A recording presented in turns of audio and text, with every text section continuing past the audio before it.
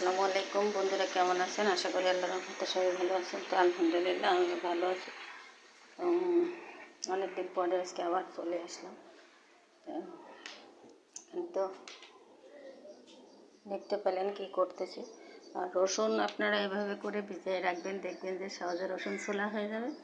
আর এখন কি কি রান্না হবে সেটা তো দেখতে পাবেন। যাতে অনেক বৃষ্টি হয়েছিল, বৃষ্টির পরে আকাশটা দেখেন কি অবস্থা।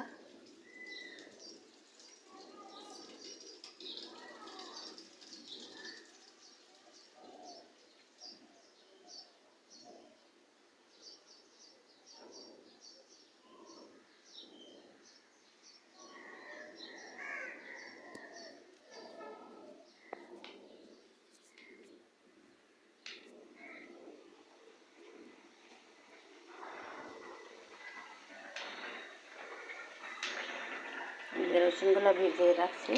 এই রসুনগুলো ভিজিয়ে রাখার কারণে রসুনগুলো খুব সহজে ছোলা হয়ে যাবে। এখন শাকগুলো কুটে নেব, শাকগুলো ভাজি করব। এটা হচ্ছে পানির কলমি শাক। এই শাকগুলো খেতে অনেক সুস্বাদু। আর এদিকে হচ্ছে ভেন্ডি দিয়ে মাছ, ভেন্ডি আর রুই মাছ দিয়ে হচ্ছে রান্না। আর এখানে শিং মাছ দিয়ে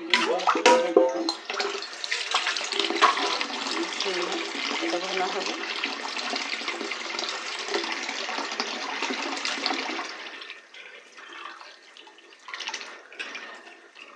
দেশি শিং মাছ,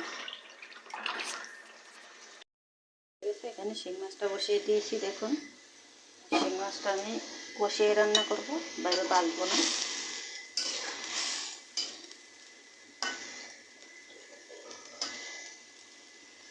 কষাতে দিয়ে দিলাম।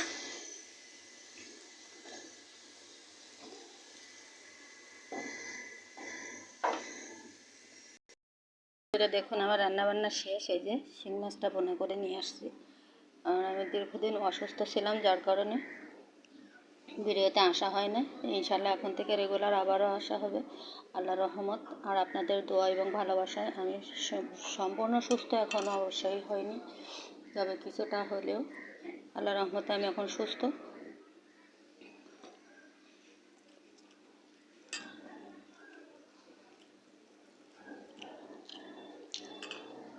অনেক ক্ষুধা লাগছে, তো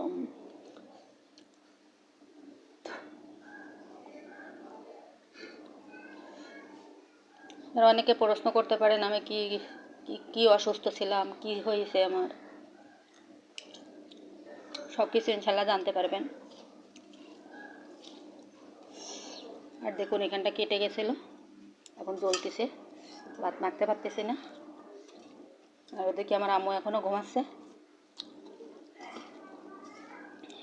ডাকছি, আম্মু বললো যে তুমি খেয়ে নাও, আমি পরে খাবো। আমি অসুস্থ হওয়ার পরে আমার আম্মু চলে আসছিলো বাড়ি থেকে, আর এখনও আছে প্রায় 3 মাস ধরে।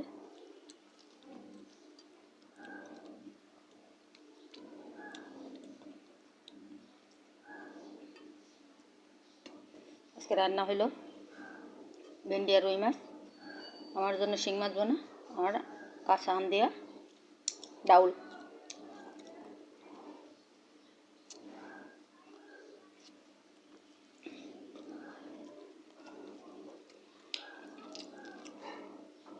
আমি আর লম্বা চড়া করবো না, আজকে এখানেই শেষ করে দেবো। সবাই ভালো থাকবেন, সুস্থ থাকবেন, আর আমার জন্য দোয়া করবেন আমি যেন খুব তাড়াতাড়ি সম্পূর্ণ সুস্থ হয়ে যাই এবং আপনাদের ভাবে মাঝে সম্পূর্ণ সুস্থ শরীর নিয়ে আবারও ফিরে আসতে পারি।